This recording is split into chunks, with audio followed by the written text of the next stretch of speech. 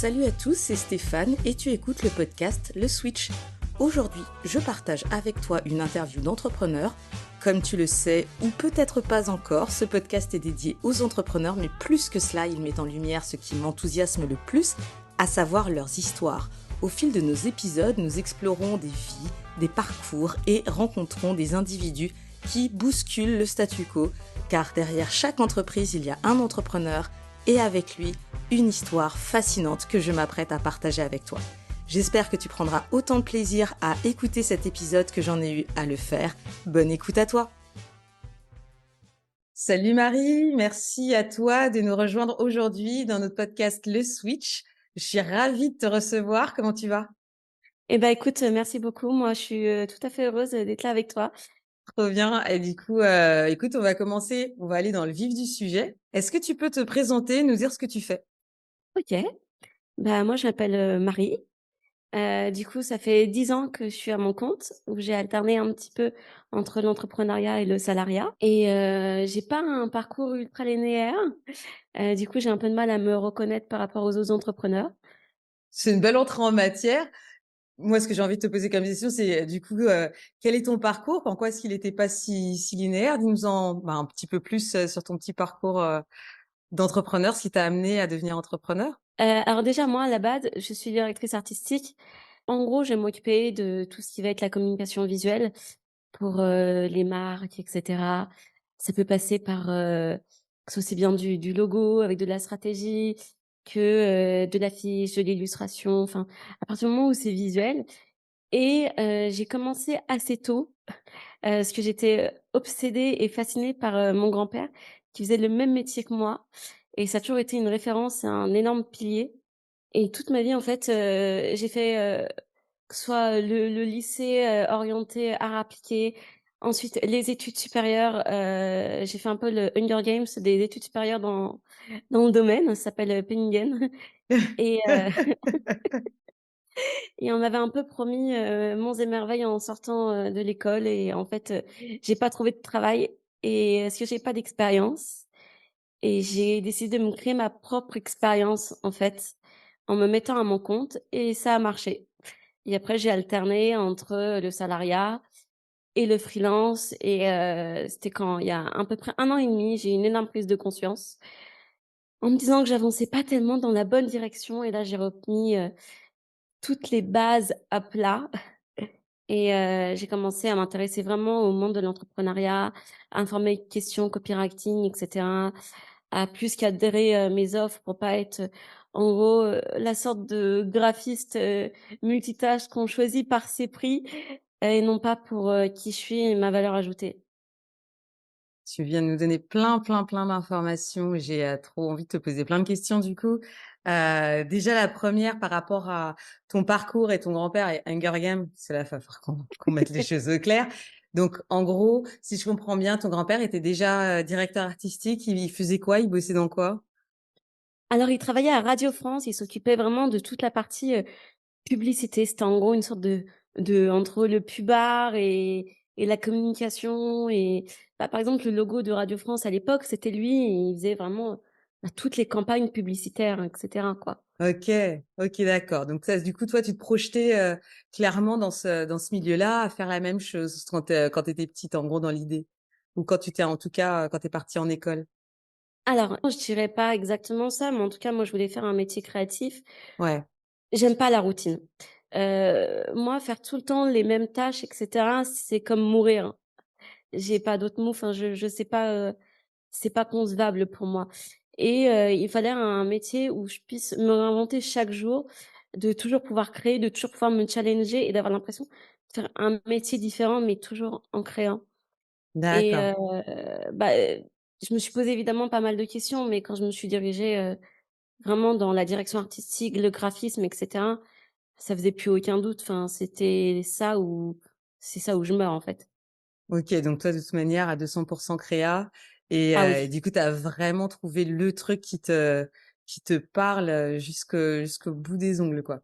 mais mon entourage voulait plutôt que j'aille dans l'architecture et cetera. J'avais même des pistons. Enfin, mon parcours aurait pu être tracé et j'ai fait: «Non, c'est pas Ça possible». va pas être là, ça va C'est pas être là, les gars. c'est clair et du coup, j'ai un peu à chaque fois mis un coup de pied dans la fourmilière. J'ai fait: «Non, j'ai envie de faire ça et je vais faire ça». C'est pareil quand j'étais plus jeune, j'ai commencé ma carrière, j'ai travaillé chez Cosmopolitan, le magazine et Grazia parce que j'avais un peu cette vision, un peu à l'américaine avec, tous ces téléfilms qu'on voyait et j'avais un peu envie de vivre la même chose et j'étais très à fond sur, la mode, la beauté. J'avais un blog beauté qui tournait bien et j'ai toujours essayé de faire graviter en gros mes centres d'intérêt externes avec mon métier et d'essayer de faire coller parce que, pour moi, il y a pas une manière de créer, mais il y en a plusieurs, mais c'est de se faire, sa petite sauce et après ça fait un petit cocktail et c'est ce cocktail-là que j'aime. Ouais, ouais, complètement, mais ça ouais, ouais, je vois complètement ce que tu décris et donc ce que tu disais, c'est que tu te retrouves avec ton diplôme et là, tu as pas de boulot. Donc là, j'imagine que tu déchantes un peu. Comment ça s'est passé? Bah, déjà quand j'étais étudiante, il y avait un truc qui était assez difficile, c'est qu'il y avait, il y avait des appelés, mais très, très peu, d'élus. Il y avait une personne sur 3 qui passait en classe supérieure. Donc on regardait son copain à droite et à gauche et je me disais: «Bon, bah, c'est moi qui serai là l'année prochaine». Donc on ressort au bout de 5 ans, un petit peu exténué, les batteries un petit peu déchargées. Peut-être aussi contrairement à pas mal de gens, c'est que mes parents, sont à leur compte, et on pourrait croire que c'est peut-être une chance et cetera. Moi, je dis que ça a le défaut de ses qualités. C'est-à-dire qu'ils sont pas du tout dans quelque chose, enfin, l'infoprenariat, les métiers en ligne, c'est quelque chose qui n'existait pas. Ma mère, elle avait son commerce, mon père, il avait sa boîte et ils comprennent pas les codes et quand je suis sortie, bah, je me suis créé ma propre expérience, mais pour moi, je voulais, vraiment me faire, mon nid et gagner en expérience dans le salariat et quand je me suis, à chaque fois retrouvée entre 2 CDI, ça a été un petit peu par défaut et j'ai pas pris vraiment la chose au sérieux dans le sens où je me suis pas posé les bonnes questions sur comment me développer et cetera. Et en sortant de mon dernier emploi, j'ai un peu continué comme ça et je me suis vite rendu compte que j'irais pas assez loin et que ça allait pas, comme il faut et c'est là, vraiment là où je me suis, posé tout un tas de questions, quoi. Du coup, là, en fait, je veux juste revenir sur ton expérience de freelance parce que au final, tu as monté ta boîte, il y a un petit moment, je crois que ça fait une dizaine d'années déjà, même plus Oui, que c'est ça? ça. C'était en 2014 et je me souviens, au début, je savais même pas faire une facture, il y avait aucune ressource, c'était les débuts, de Facebook, il y avait pas encore Instagram, il y avait rien du tout. Donc tu l'as lancé, quand même, bah, presque en même pas presque, tu l'as lancé en sortant, d'études, enfin tu l'as lancé assez jeune et 1 an après, voilà, donc tu l'as eu quand même un peu, toujours en parallèle de ton salariat. Mais toujours. moi je me pose la question, comment est-ce que tu faisais pour gérer entre, est-ce que tu la faisais quand même, tu avais quand même des clients, on the side? Tu le faisais vraiment vivre en side business ou pas du tout? Alors j'ai fait les 2.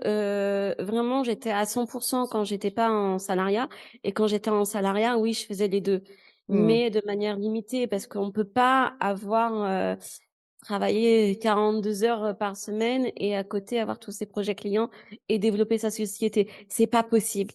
Par contre, oui, du coup, j'avais des projets et je faisais les 2 et c'était, juste, génial, mais il y a un moment, on peut pas se dédoubler. Voilà. Ouais, c'est ça. Du coup, tu avais donc cette limitation, donc tu as eu un peu en termes de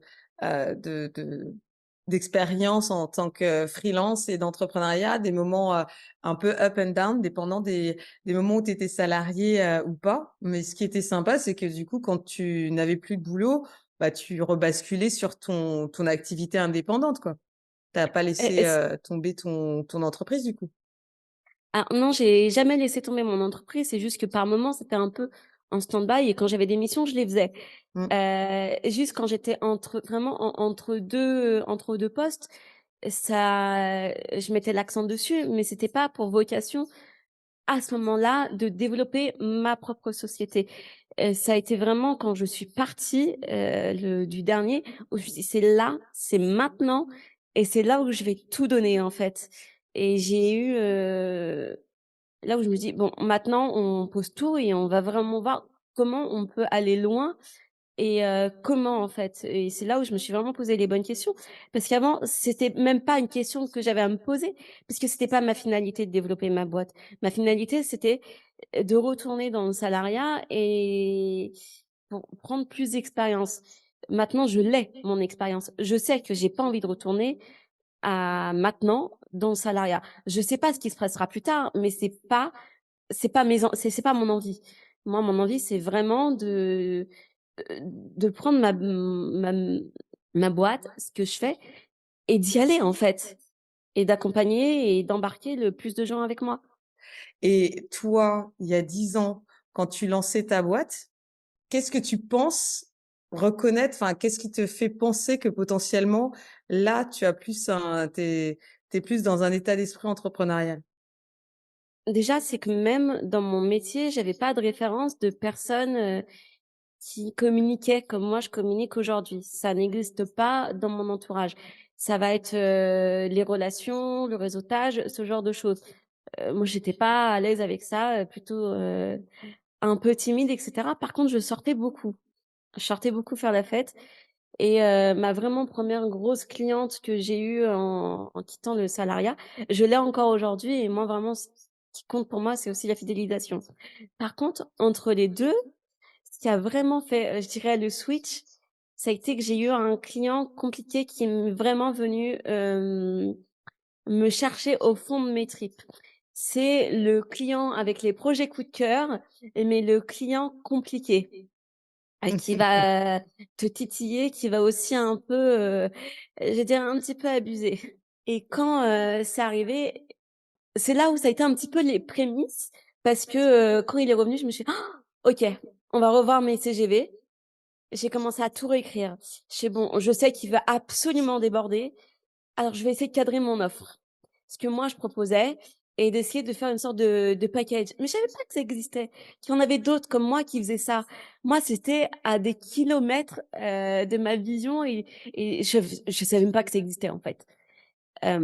Du coup, là, j'ai commencé à essayer de tout cadrer, à réfléchir et cetera et en fait, c'était les prémices de la construction, de ma manière de communiquer, de mon offre et de ce que je propose aujourd'hui. Et quand évidemment ça s'est mal passé vers la fin, je le savais, là j'étais vraiment au fond du trou. J'ai fait, une sorte de mini dépression, j'en sais rien, enfin je voulais plus sortir de mon lit et après il s'est enchaîné, je pense que c'était pas anodin, mais j'ai eu des problèmes de santé. Après je me suis cassé le bras et cetera. Alors je pouvais même plus chercher de clients, je pouvais plus rien faire et la seule chose que j'avais à faire, c'était vraiment me poser, heu, sur le fond de mon business et de tout secouer et de ressortir quelque chose. Et du coup, j'ai été pendant plusieurs mois en introspection et je crois que c'est quand on est vraiment au fond qu'on arrive à sortir le meilleur. Et je crois que s'il y avait pas eu ce client qui était venu, un peu me trigger dans ma vie, dans ma vision, je crois que je serais encore, à un niveau, je dirais un peu, bêta Ouais. ou à essayer de rechercher, dans le milieu du salariat.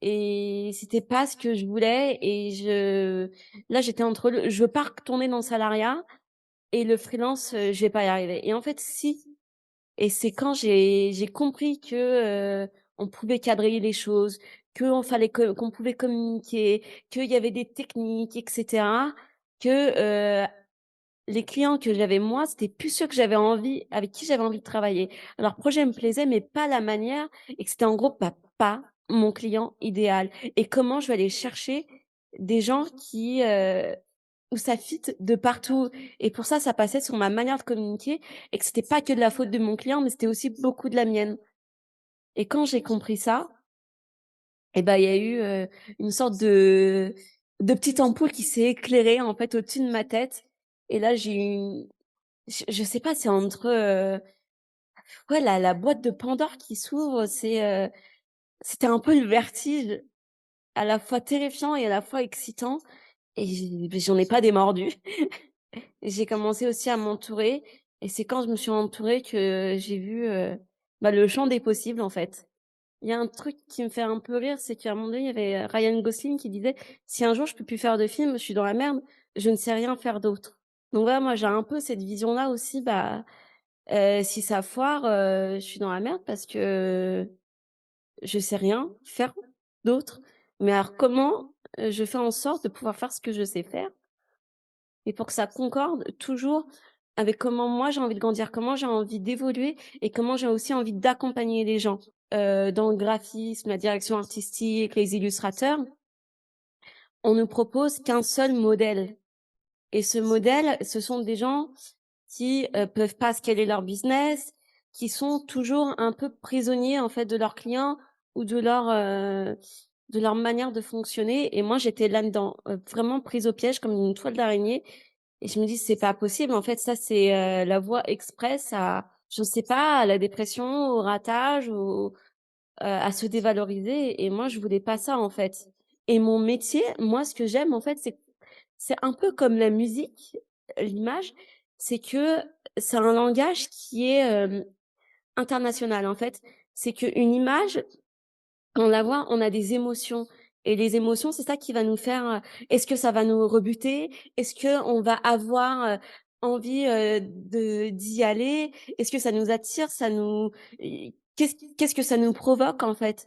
Et on peut pas être neutre et alors, si on est neutre, c'est que ça marche pas. C'est un peu comme si on plaît à tout le monde, c'est qu'on plaît à personne. Et je vois aussi tellement alors que c'est pas forcément que des marques et cetera, mais quand on a un bon produit et on a, une image et un marketing qui nous dessert, malheureusement on va pas aller loin et de l'autre côté, on peut avoir un produit qui est complètement un peu claqué au sol avec un marketing qui va être bien séduisant et cetera et en fait, on va duper le consommateur et cetera.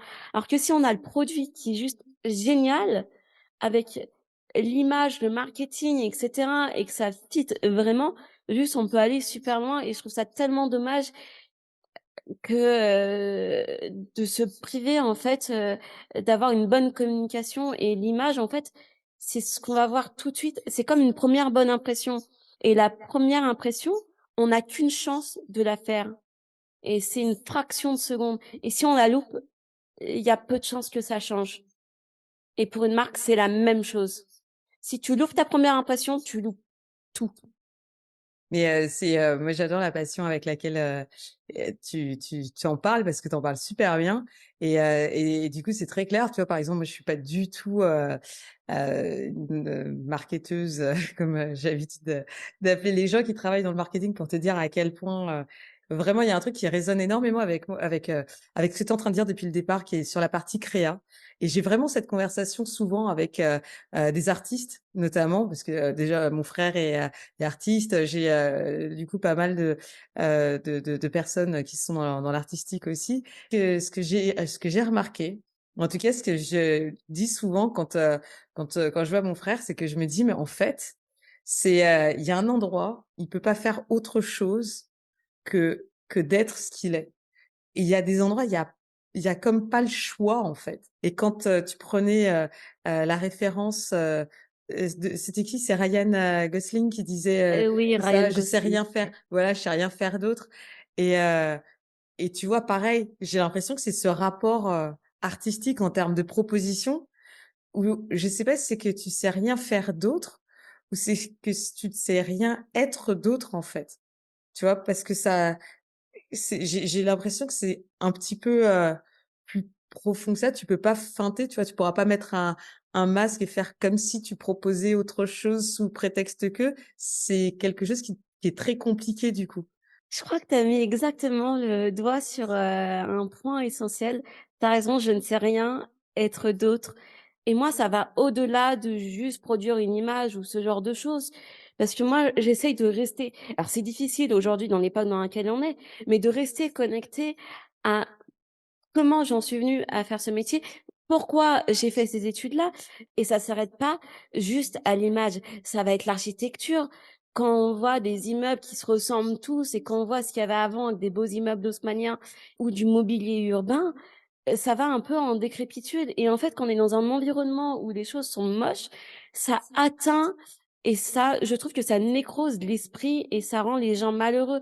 Si l'extérieur est moche, bah, forcément l'être humain il ira de moins en moins bien et en fait, quand on me propose, de la belle image, des belles choses, un environnement qui est beau, qui est agréable, ça a un impact en fait. C'est psychologique, c'est et moi j'ai besoin d'être dans un environnement qui soit agréable et je pense que c'est pareil pour tout le monde et je crois que les gens s'en rendent pas compte parce qu'on nous propose beaucoup de médiocrité.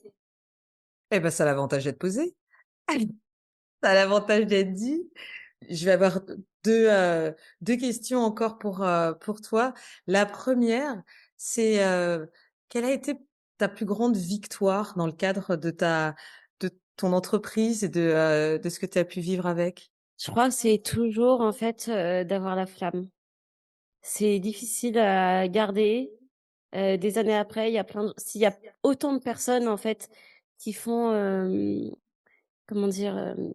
Qui changent de métier et cetera. Moi, c'est pas une question que j'ai pu me poser. Je crois que c'est vraiment garder la flamme Mmh. et c'est un travail de tous les jours, de se réinventer, de comment apporter de la surprise, en fait. Je Ouais. pense que c'est pareil, c'est aussi une des clés que tu partages avec nous dans ton parcours. Et s'il y avait une chose que ou une phrase, que tu aimerais que les personnes se souviennent en pensant à ton parcours ou quelque chose que tu aimerais partager avec les gens qui nous écoutent aujourd'hui, ce serait quoi? Vraiment, je crois qu'il faut pas oublier son objectif de vue. L'objectif, pour moi, c'est pas, comment aujourd'hui je travaille ou des objectifs chiffrés et cetera. C'est qu'est-ce qui fait vibrer et en fait, je crois que alors de toute façon mon métier, comment je l'ai fait aujourd'hui, ce sera la même pas la même chose que demain. C'est comment, garder le cap de ce qui va m'animer et de repositionner le curseur en fait pour qu'il y ait tout le temps de la magie. Si on voit qu'on commence à être désaligné, de se rappeler pourquoi on vraiment on fait ça à la base et moi c'est vraiment le fait de créer et si demain je dois créer pour quelque chose qui me plaît plus, c'est comment je peux aller rechercher quelque chose qui va me faire vibrer. Ouais, rester en fait avec l'objectif qui est là au fond de nous et pas les objectifs externes. Ouais, j'aime bien ta formulation, cherche la magie et pourquoi tu fais ça à la base, Mais je parle de la magie qu'il y a vraiment au fond à de nous. l'intérieur. Ouais. Pas, parce que, on a fait un burn-out et qu'on veut pas retourner dans le salariat et cetera. Mais vraiment le truc, qu'est-ce qui, nous transcende, le truc qui est plus grand que nous. Mmh. Même si par exemple demain je change de métier, il y aura toujours un pilier central et je pense qu'il y en a un pour tout le monde qui nous dépasse et je crois que c'est lui en fait qu'on doit garder, vraiment, central dans notre vie. Non, mais tout à fait, j'entends, j'entends bien ce que tu dis et en effet, ça résume bien l'échange qu'on vient d'avoir. Je trouve que c'est un très beau, message, c'est super inspirant. Ouais, en fait, recentre-toi